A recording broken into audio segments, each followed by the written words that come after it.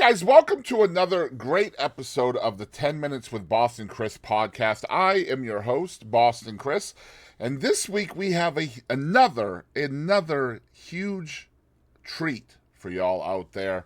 I had the fortunate honor to reconnect with a friend of mine, Billie Jo Jones, who I interviewed years and years and years ago, and man, she's got big things happening. Let me tell you a little bit about her from her website.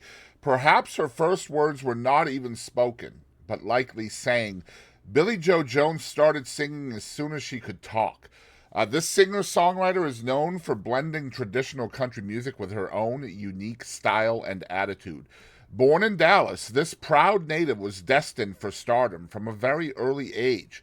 She made her public debut at age 9 at her local church, Lake Fork Baptist. From there, the opportunities grew and she began singing at different area churches and local Opries that were close by. And some of her first venues were the Cotton Picking Theater in Point, Texas, the Wiley Opry in Wiley, Texas, Gladewater Saturday Night Opry in Gladewater, Texas, and many others that hold a very special place in her heart. She sang the national anthem for the girls' state basketball playoffs every year in high school, which was a huge honor and achievement early on thanks to the help of her superintendent, Mr. David Seago.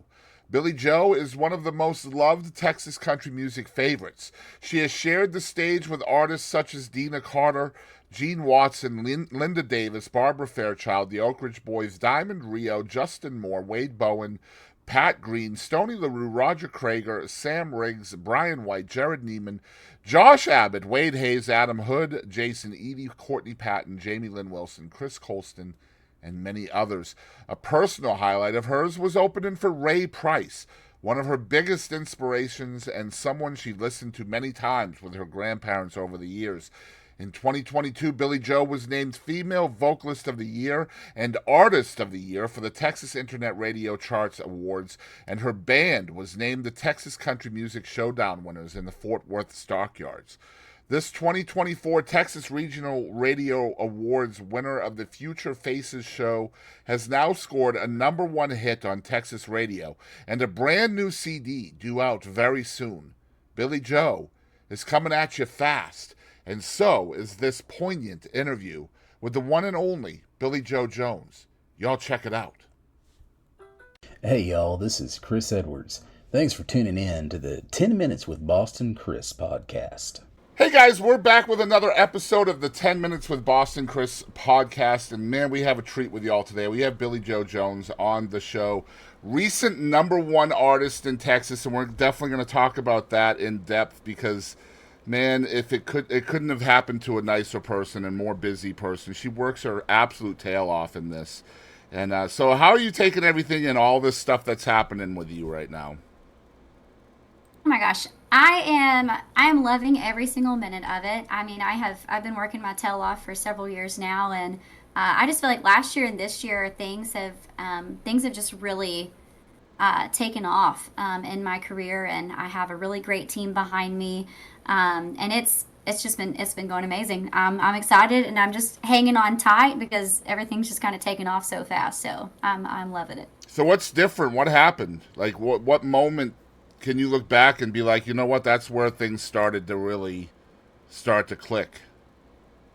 I guess I would probably have to say, like, whenever I met the owners of Get Joe Records, I was actually opening for Billy Bob Thornton in Lindell, Texas, a couple years ago. And they heard me and fell in love with my voice, and we emailed back and forth a little bit, and they're like, I can't promise you, anything, but we would love to, try and help you if you can. I can get you in front of the right people. And they did. They put me in front of Kent Wells, which is Dolly Parton's producer in Nashville. Right. Mm-hmm. And I had to kind of do like a audition type thing. Like I, was sitting in his recording studio, just, on the couch there. And I had to play, like, 5 or 6 songs. I did, like a verse and a chorus of several different songs, and he loved me. He loved my voice, and he's like, you can take, because at that time I played a couple originals, but they were mainly covers, and he's like, you can pretty much take any cover and make it sound better than the original artist. And he's like, I love that. I love how you made it your own.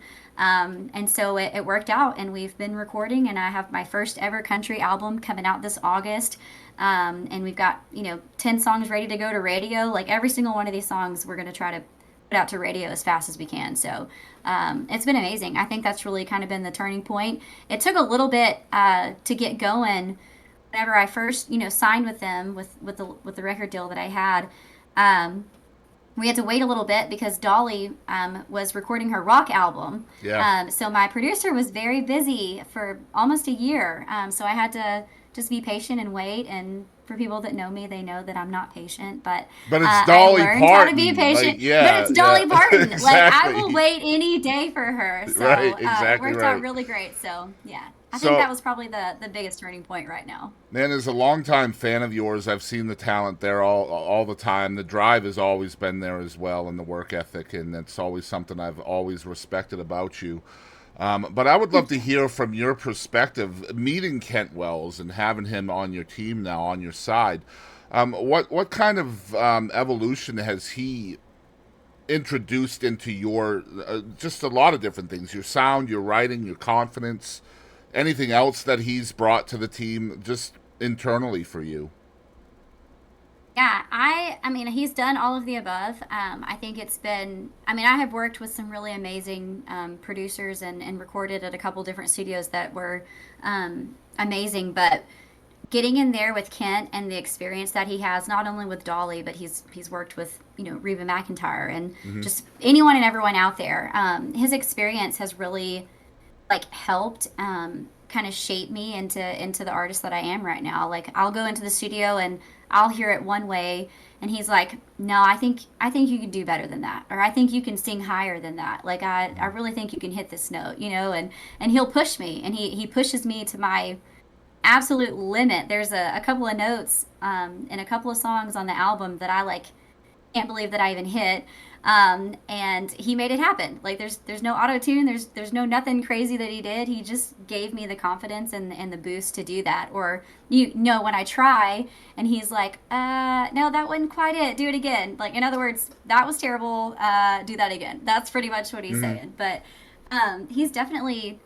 I for sure boosted my confidence in this, and he's introduced me to other people, and all the guys that he has coming in there playing on my album, they are just all pros. They have played with anybody and everybody, and just are incredible. And they really listen to like what we want, like on the song and how we want things played. And yeah, I was going to ask you, spice it up, like, yeah. I know your mentality, and I know how serious you are about your art.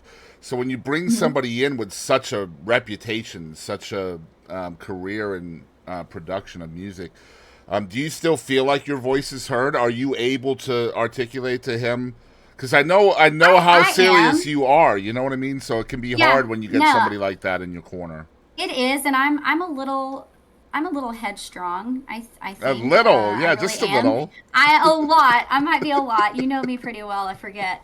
But I have kind of.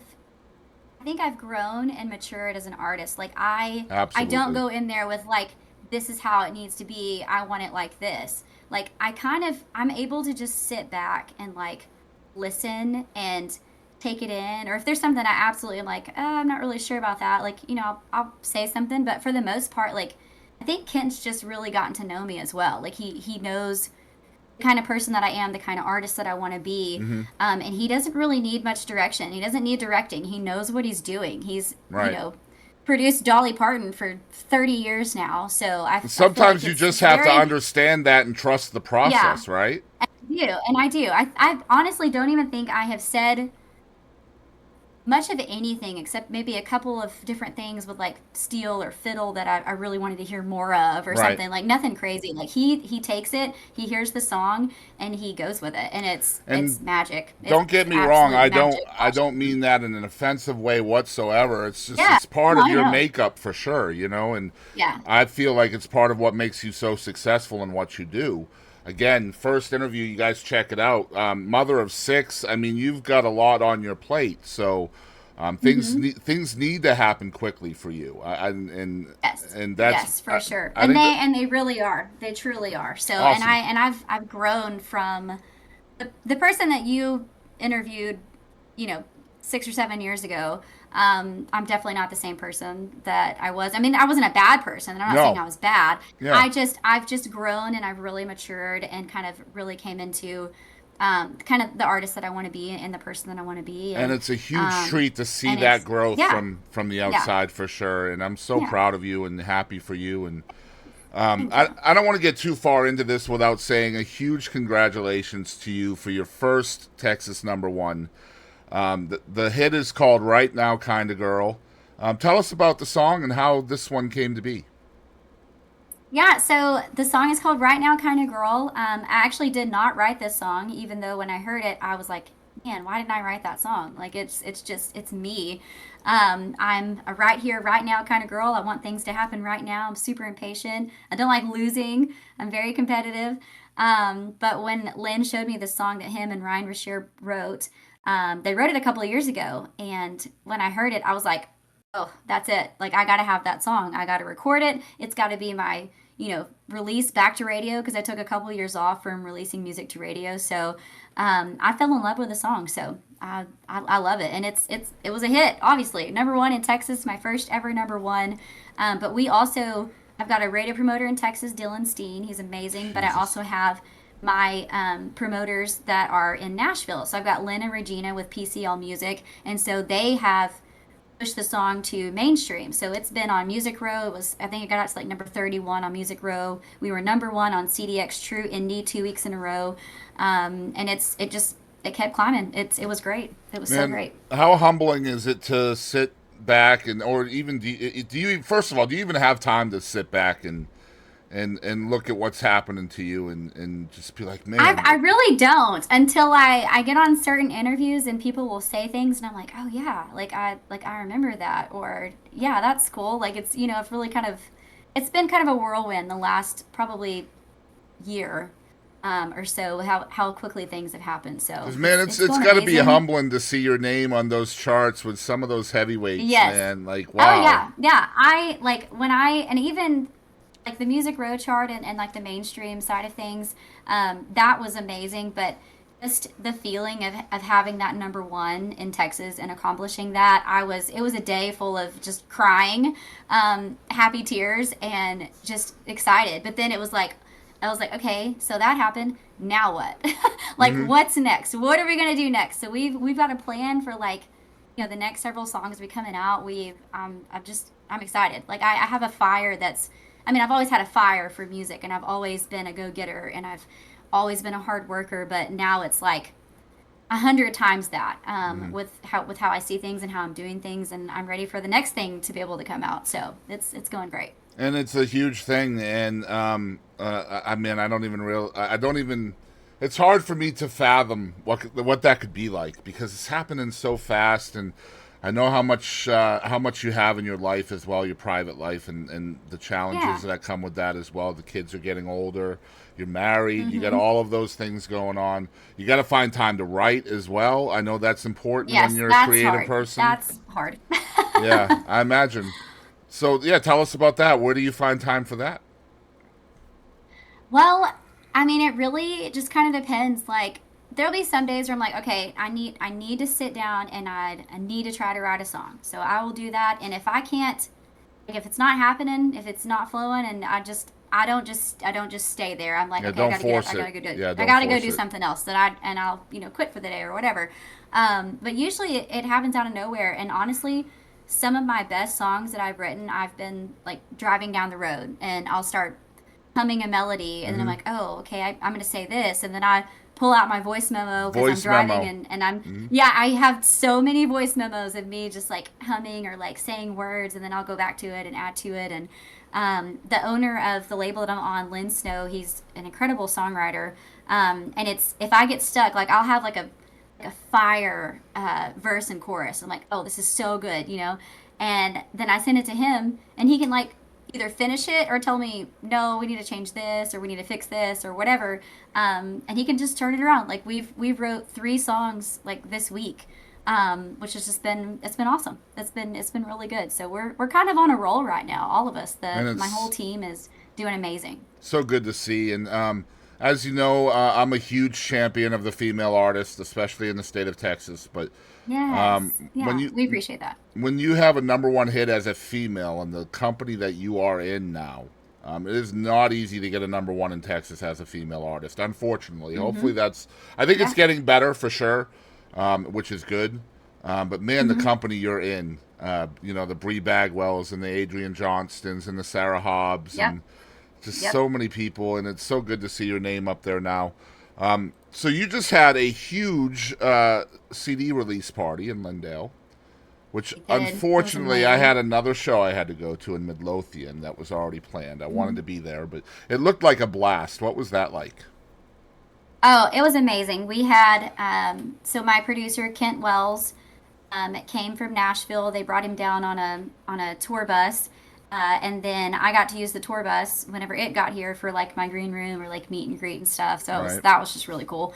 And then Kent actually got up and played a couple of songs with me that night, along with Dave Fowler.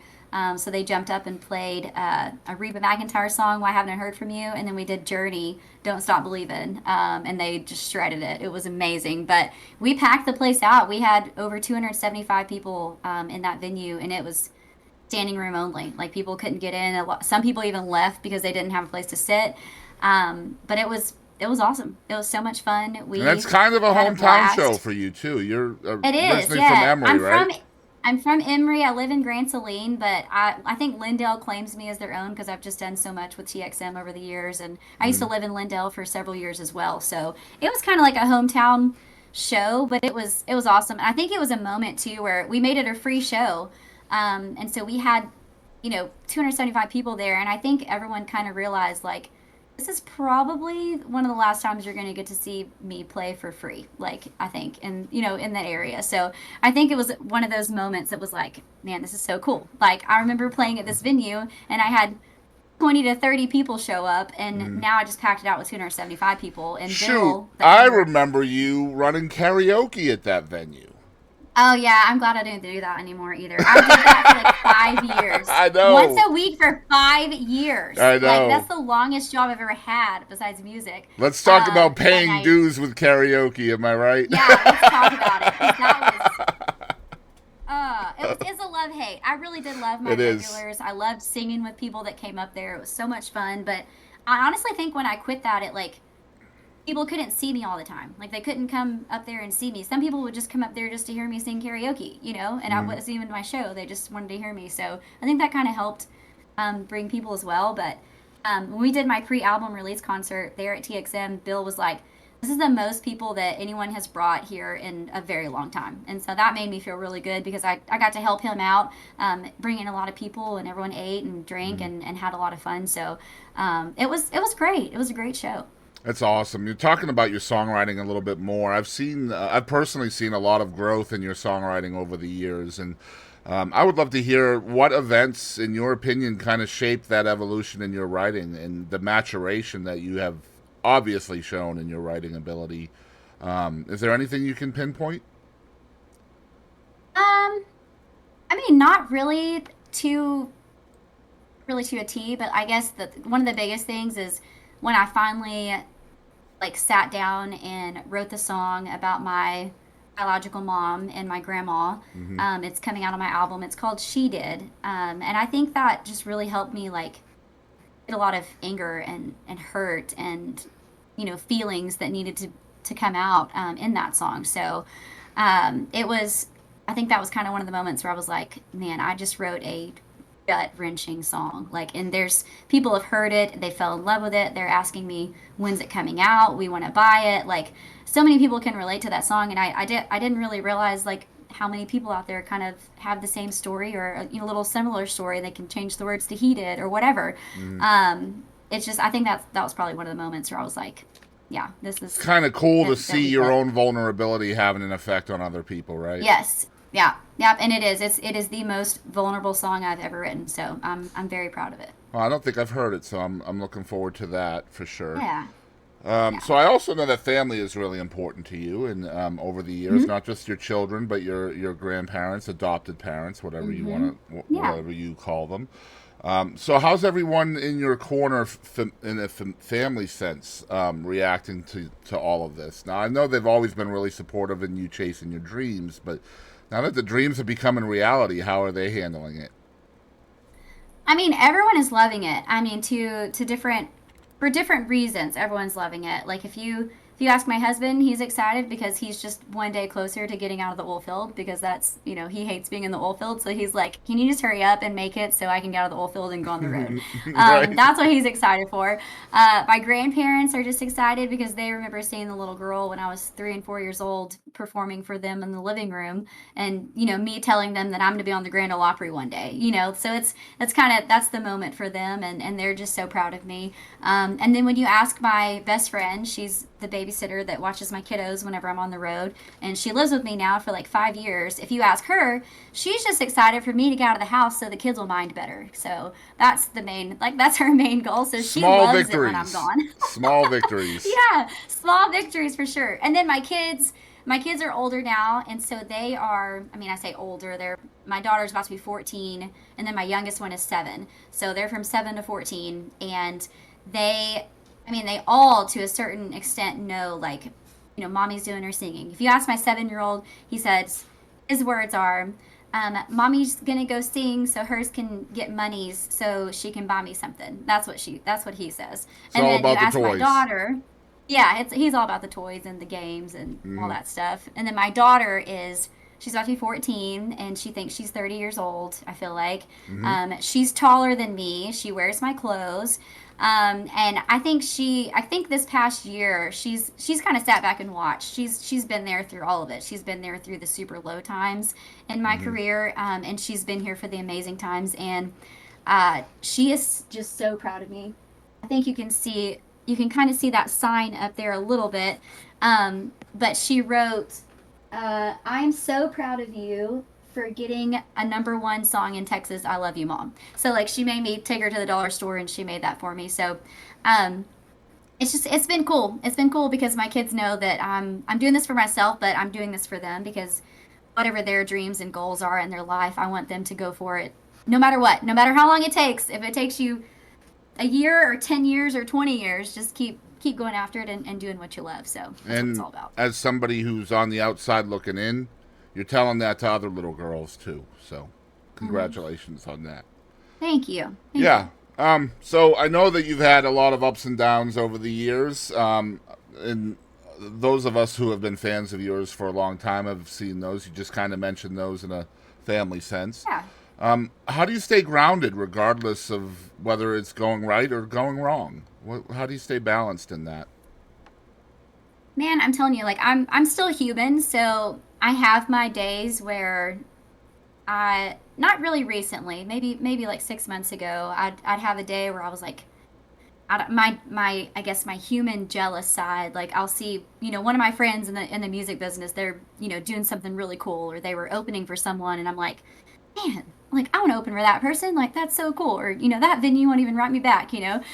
You have those moments as an artist. Like it's life. It's gonna happen. Like one of your friends is gonna be playing somewhere cooler than you, and you're gonna be like, dang, like I want to do that. But it's just I've kind of had to like I'll have that moment, and then I'll stop myself and be like, oh, like good for them. Like I want everyone to succeed, and there's so much room in this business. Even though people say it's that there's not room, there really is. There's so much room for people to be helping each other out and lifting each other up and being there for each other. I know that one of my best friends in country music is Bailey Ray, and we write each other, all the time, or text or call. And she had a moment like last month, and she was kind of having a tough time, and me and her talked through it, and like helped lift each other up. So it's just cool. It's cool seeing that. I love seeing my friends do big things. Now I am still human, and I do get a little jealous, but it's like it lights another fire underneath me to like, okay, work harder, play better shows, write better songs, and then maybe you'll get the venue's attention eventually. So How that's much? the ultimate goal. Here's a good question for you because I know that you are pretty good at keeping your ear to the ground, so to speak, your nose to the Hmm. grindstone. Let's put all the cliches in here, but you're paying attention to things that are happening around you and for your friends and other artists and things. How often do you get ideas for your own brand from watching what others are doing? All the time. And I think that is some advice that if I was to give another artist or someone starting out that hasn't been doing it very long, there's absolutely nothing wrong with watching what your fellow artists are doing or where they're playing. They I could, agree. they could have found another venue and then you just reach out to that venue, or maybe even if you're friends with them, ask them, "Hey, what's the booking info? Do you mind sharing, or could you just pass my name along?" Like, all you have to do is ask. And if they say, "No, I'm sorry, I can't do that," or "My Hmm. booking agency does that, I can't give you that information," then you're like, "Okay, well, thank you. Not a big deal." Like, it's totally not a big deal. But yeah, I am constantly watching what everyone is doing. I if I see a venue and I want to go after it, I go after it, or I try to ride them. I still do my own booking right now. Now there's a couple of agencies that I'm starting to work with. So and we're looking at a bigger, like one of the big tour booking agencies, which would be amazing if I can get it. It's on the like mainstream side of things, but so all that's in the process. But yeah, I'm always watching and looking what other people are doing, and if someone does a cool social media post or they've made this cool video, or I'm like, oh man, how'd they do that? Like that's cool, or Hmm. how'd they post that? Like it's. I think you can learn from your peers. Like it's this business is hard enough, and if I can be any help to anybody out there that's watching this, or if you see a venue that I'm playing, like I have so many people that reach out to me, and I give them what I have if I have it, and I'm determined. I still say this. Actually, I have a text on my phone right now from Grace Partridge. She's a good friend of mine. She is gonna help me put together my venue list and like people that I've talked to, and that Hmm. way I can just be like, here's my spreadsheet. Check it out. Like if you see somewhere you want to play, email them, or if it's on Facebook Messenger, Facebook message them. So, Well, to show I'm to throw yeah. them a plug, etx-live.com has a venue list up for Oh, many cool. many of the venues in East Texas. If you are an East Texas artist out there that happens to tune in, it's etx-live.com. They didn't pay me for that, but there you go. I used to be in the Awesome. booking side of things. Having a podcast is one thing. I've interviewed a lot of people, but it's not very well known that I've done booking and I've done artist management and things like that. I've always Yeah. found venue information is always like a good fishing spot. Nobody ever wants to share it with you, ever. Yeah. You know? I know. I know. Been there, done that. Been told no several times. Yep. I see that and understand that, but there's that how many days are in a year? Like there are Hmm. plenty of days to Exactly. go around to anybody that wants to play there. So that's my opinion. The fact of the matter is, if you're a good fisherman, you shouldn't care about whether you share your spot or not. You know what I mean? Exactly. Exactly. Feel honored that people want to share the spot with you. So That's right. That's right. I agree. So the new album will be released digitally soon. I think you said August, yep. right? So, I think around August. so tell us first of all when and where, and also tell us everything you can about the new record. Yeah, so this is my first ever country album. We've got 10 songs.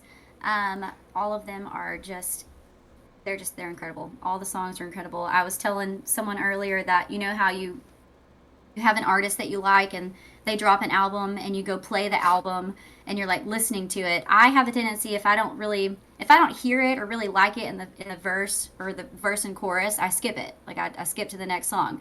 And I'm not bragging, but kind of bragging when I say that my album, it's going to be hard to skip. It's going to be hard to skip these songs because they're all so good, and a lot of them are different from the other ones, and I think it's going to keep everyone on their toes and ready to hear the next one when it comes out. So I'm excited for that to come out. We're going to start dropping, I think, a song or two every 4 to 6 weeks digitally. Wow. So we're kind of doing the Lainey Wilson thing, how she's got a couple of songs you can listen to, and then the other ones are like grayed out.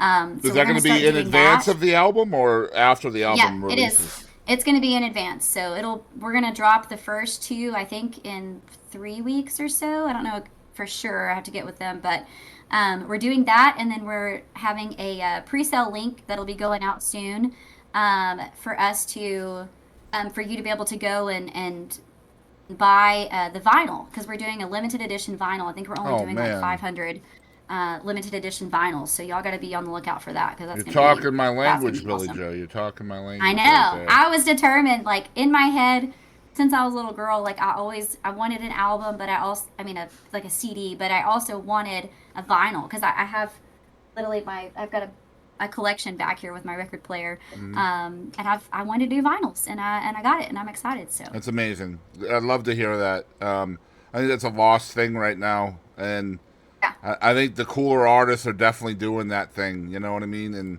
Hmm. I love that you're doing that. That's amazing. So I guess the reason why we're here today is because of Some Girls Don't Cry, and Yes. so I always love when a new single comes out because that usually means I get to talk to somebody, and that's always awesome for me. So Some Hmm. Girls Don't Cry was just recently released to Texas radio, and this first of all, you mentioned the Grand Ole Opry earlier. That's going to happen within the next 2 years. I'm predicting it right now. I think it's gonna happen this year, I, but I, I would we will not surprise me, see. but I'm definitely being I conservative on my prediction. But it's going to I happen yes, very shortly. I love your prediction. I'm fingers crossed that it happens this year, but we'll see. I think it's going to happen. I think it's going to happen. But you're going to kill it there too when it does happen. Again, the new song "Some Girls Don't Cry." Yes. Again, I talked about evolution in songwriting earlier. Did you write the song? I did not write this one. This is one that Lynn Snow wrote. He's the owner of Get Joe, Okay, and he wrote this song, and it's so much fun. Like it it's is a you. fun It in is your so face you. song. It is. It really is, and I love playing it. I love playing it full band. We have a lot of fun with it. So, yeah. And it's what I call a girl anthem, right? I mean, it Oh, is. 100%. Yeah. 100%. And I mean, we It's need kind of more of like those. a As a straight guy in Texas, we need more girl anthems. By God, we need we them. do. We do. I do. I But love I it. love it. I love the song. I think this is also going to be a chart topper, and man, you got to be excited about this one, right? I am. I'm very excited. I think it's man, I don't want to sound too confident, but I feel like it's probably going to move up the chart a lot faster than Right Now Kind of Girl. Right Now Kind of Girl did really good too, but I just feel like this song is it's fun. It's an upbeat summer song, It's and different. I can just see It's all the girls playing this driving around yeah, Broadway. Like I need to absolutely. give this to all the little bachelorette parties people do on Broadway, and Yep. they ride around on those little bike thingies or something. I need to like go give them my song and like make them play it like driving around Broadway or something. That's a good idea actually. I'm gonna figure that out. But Do some kind of um giveaway just to force them, right? yeah, Yeah, yeah. yeah, yeah. I love it. I think the toughest question I ever ask an artist is always the last one that I like to bring up on the show. And look, she's starting to sweat, y'all. You see that? But I know, I'm like, did you see my face? I was like, uh-oh. What are we it's doing? really a simple question until you start to think about it. But who is Billie Jo? Who is Billie Jo? Man, I hate this question. Okay, let's think about it. Oh my gosh. That is so hard. It's easy, but it's hard. I don't Exactly. know. Yep. I just man, if you'd asked me that question a couple of years ago, I probably would have been like, I don't even know. I don't even know who I am anymore. I don't know. It was one of those moments where I had my low moment, I guess. But I'd probably have to say that Billy Joe is a name that you need to know because I'm getting out there more. My name's getting out there more. I am someone that has always been and will always be one of the hardest working women in country music. I would put that against anybody out there. I will Absolutely. outwork you. I will try to outsing you. If I can't, I'm going to figure out how I can. I'm going to try to outwrite you because I'm constantly trying to write better songs and make better music and make relatable music that people can relate to because I don't want to put anything out there that I don't believe in. I want any song that I put out, I have to be able to believe in it or I'm not be able to sell you the song. So I don't know. I feel like I am just I'm a hard worker. I love music. I love country music with all my heart. And my goal is to bring back that traditional country feel with, because I do a little modern twist with it, but mainly traditional country with a little modern twist. So yeah, I feel like that's who I am. And it's a name that more and more people are starting to hear and they're starting to see, oh, okay, that here she goes. Like she's about to take off. And I believe that with everything in me. I believe that. So I love that segment because I always put that out on everywhere by itself, and it's just, who does Billie Jo think she is, and yeah, it's so very clickable, and people yeah. people think it's a negative connotation, but it never is, and but I love it.